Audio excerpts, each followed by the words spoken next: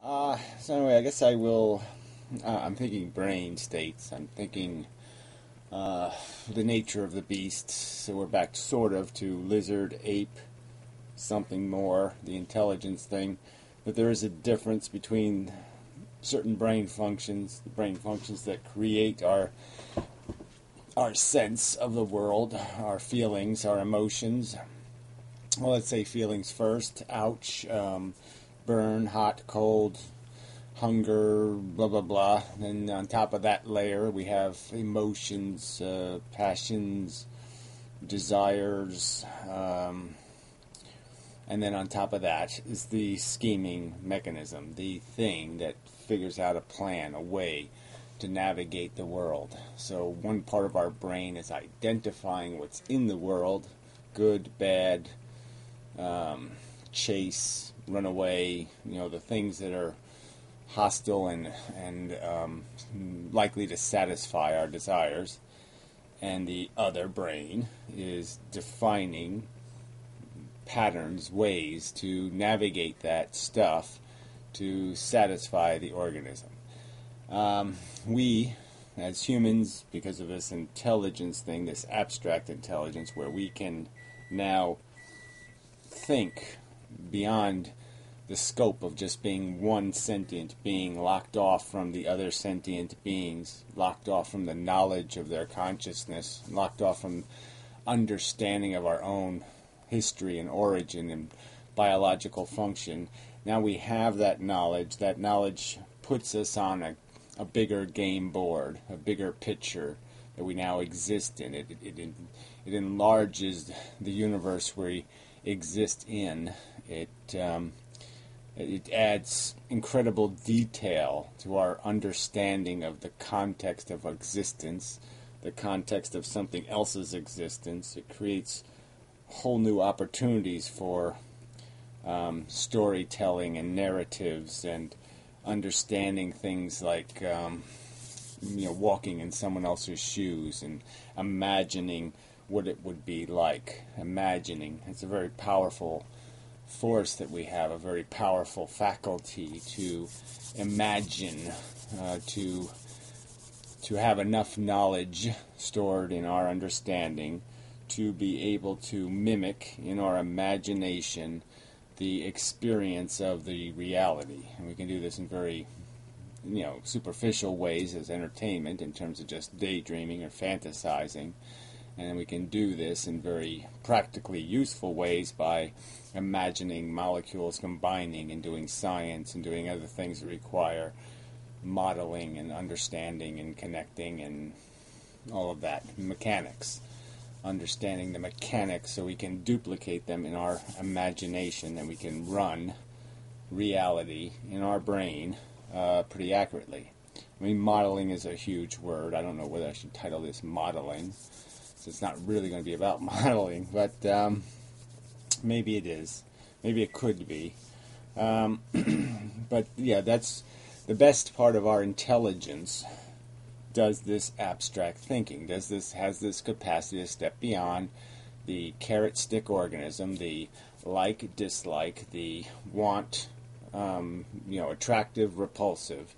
That's how part of our system is reacting to the world. It's saying that's attractive, that's repulsive. Now we have this ability to imagine more. We find elements in that even in our imagination, repulsive and attractive. And our brain schemes. So another good concept word, the scheming mind.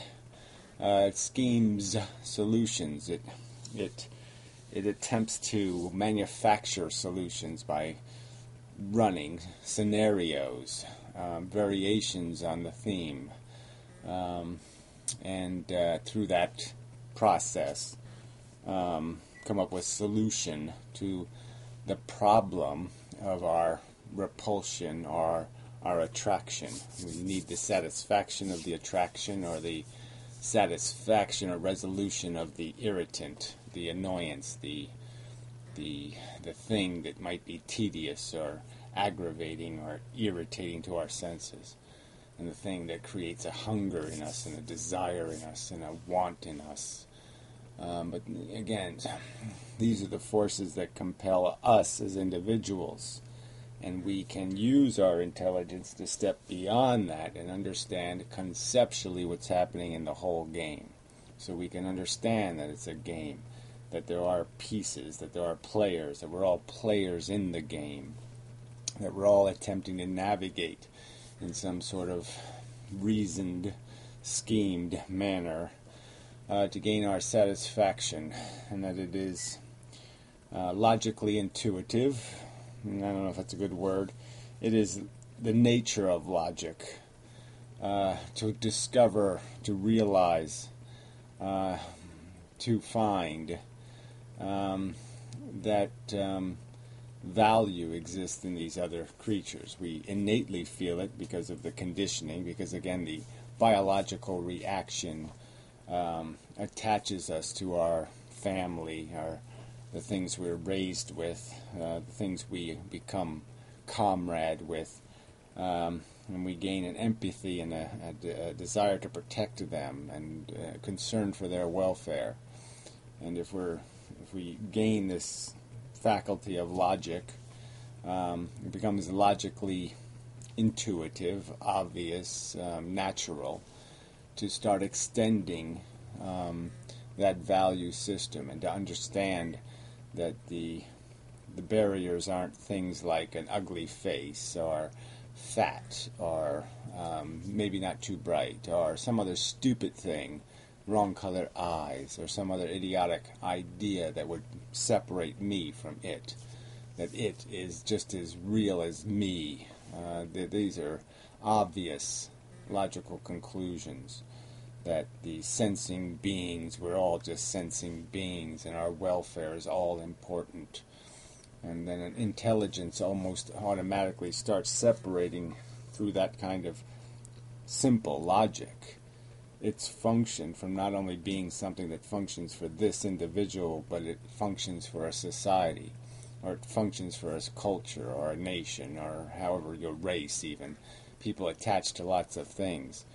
But a person could logically recognize that, yeah, I'm in it for the tribe, the gang, the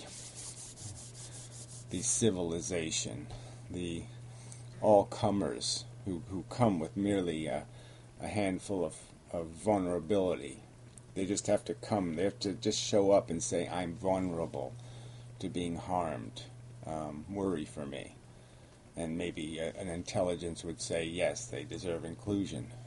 They can be harmed. They're included in my network of concern, in my network of welfare that matters. And yeah, that's what becomes this empathetic, caring intelligence. That's what defines intelligence, is in a sense being able to recognize these simple truths of our existence, that we can't steal from each other and win, that we can't harm each other to our benefit, and that it's no more illogical than for you to think it would be a good thing for somebody to harm you for their gain. You can certainly understand how that doesn't make sense, because you experienced the harm, you recognize its negative value, you imagine the value of the gain, and you say there's no way their gain could possibly equal the harm they just imposed on me. We can understand these simple math, and you can see the hypocrisy in humans, though, because they seem to be able to see it when they're on the wrong end of that exchange. But when on the beneficial end, all of a sudden their empathy degrades, their rational ability to to see the obvious disappears, and all of a sudden the rationalizations show up that the other thing doesn't feel as much as them. It's not worth it. It deserves it because it did something wrong. It's not one of them. Period. It's good enough reason often. It's a Muslim. Good enough reason for it to be in pain. Just nonsense. And so anyway, the point I'm really getting to here is that your intelligence, if it's going to do rational things, it's not going to itself personally have an investment. It's not going to react to that's repulsive, that's attractive. It's going to react to things based on that's value rich, that's value deficit. It's going to become utilitarian. It's going to define value based on the entire cash register receipts of the day. It's going to take a net value. It's going to judge the system, not individual players in the system. That wouldn't be rational. It would understand that you don't rationally judge based on one roll of the dice. That you roll all the dice over and over again to decide what dice do. You have to run it to know what it costs, to know what the real price is. So our brain looks at a longer term and a wider field, and so that wider field includes all these other sentience and the whole interaction, and the whole function of the machinery of life, and draws its conclusions, draws its approximations even, but it just starts saying, well, what's happening here? What's in the positive side and what's on the negative? What's being gained and what's being paid? And just make the simple equations based on its own understanding of what pain and suffering is, and its own understanding of what a satisfied desire is, and balancing that equation. And we can certainly all define the extremes. So we all can say, I think quite honestly, that a chocolate cupcake, if it cost one child having cancer, it wouldn't be worth it. That wouldn't be good enough. One cupcake, no. You have to produce more than that to justify the pain. And so it's getting, when you get closer and finer in trying to slice this, that's when it gets difficult. But I think if it is looked at as just a system, and you say, is any of the need generated from anything real? Or is it all just, I like the Yankees, and some other guy says, I like the Mets? The point is they just like. They need to like something. They need to need something. It's going to be anything. It just doesn't matter. And that's the problem here, is that the need is a self-justifying need. It's replication for the sake of replication. It's satisfaction for the sake of a satisfaction that doesn't need to exist. And the only thing that says any of this should continue is a perception in people's heads. There's no rational imperative in the universe. There's no words in the universe screaming out loud or written out there logically that say the human race needs to exist.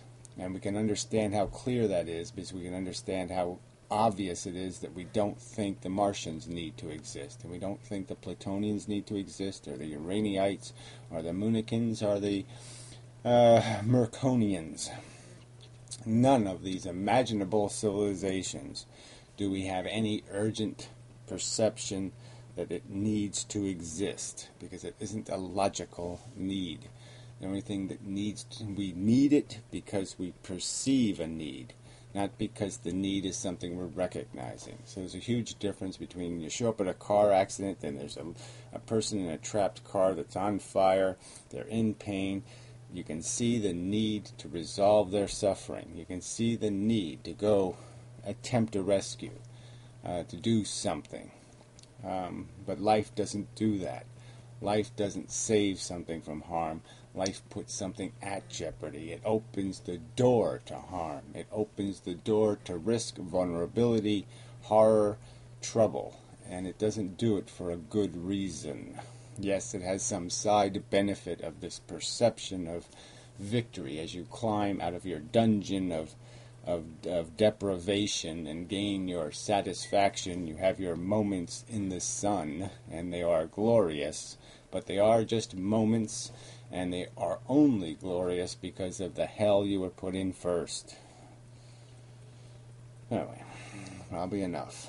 But intelligence makes this visible, and intelligence changes your brain from a scheming tool that's scheming for an individual into a scheming tool that's scheming resolution of the dilemmas that are all over the life equation. There are problems with this system. There are problems with this mechanism. And intelligence wants a solution. Your intelligence should demand a solution. It shouldn't settle. It should say, make it right, or you don't make it. I mean, it's intuitively sensible not to make messes, not to risk disaster if you don't have to. Okay. Till next time. In touch.